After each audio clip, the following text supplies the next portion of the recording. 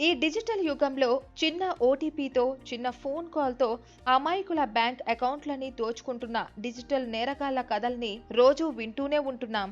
Digital ప్రపంచంలో ఇవన్నీ చిన్న చిన్న దొంగతనాల కిందకి వస్తాయి. అయితే ఏకంగా క్రిప్టో ఎక్స్చేంజ్లని టార్గెట్ చేసుకుని క్రిప్టో కరెన్సీ దోచుకునే పెద్ద దొంగలు ఉన్నారు.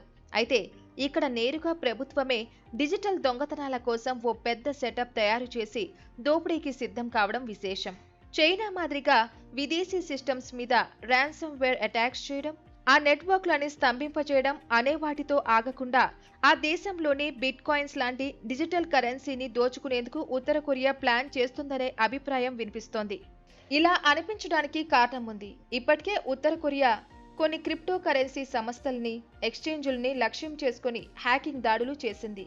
ఈ మధ్యనే ఉత్తర కొరియా హ్యాకర్లు బైబిట్ అనే ఒక క్రిప్టో ఎక్స్చేంజ్ మీద దాడి చేసి $104 కోట్ల విలువైన క్రిప్టో కరెన్సీని కొట్టేశారు. కాబట్టి భవిష్యత్తులో మరిన్ని పాశ్చాత్య దేశాల సర్వర్ల మీద దాడులు చేసి డిజిటల్ కరెన్సీని దోచడానికే ఈ సెంటర్ పెట్టారని అమెరికా ఆరోపిస్తుంది. ఇది నిజమే అన్నట్టు ఉత్తర కొరియా కూడా ఇతర దేశాలలో పనిచేస్తున్న ఉత్తర కొరియా హ్యాకింగ్ బృందాల గురించి ఎంక్వైరీ చేస్తోంది. తమ దేశం కోసం పనిచేయగల హ్యాకర్లు ఎక్కడ ఉన్నా రావాలంటూ ఆహ్వానిస్తోంది. మొత్తం మీద భవిష్యత్తులో డిజిటల్ యుద్ధాలే ఉంటాయని అనిపిస్తుంది. ఎవరు తమ దేశం నుంచి ఒక అంగుళం కూడా కదలకుండా హ్యాకింగ్ ద్వారా ఇతర దేశాల కంప్యూటర్లని అటాక్ చేసే వీలుంది. చైనా, అమెరికా, రష్యా లాంటి దేశాలు ఇప్పటికే డిజిటల్ అటాక్స్ బాటపట్టాయి. ఇప్పుడు ఉత్తర కొరియా కూడా రంగంలోకి దిగింది.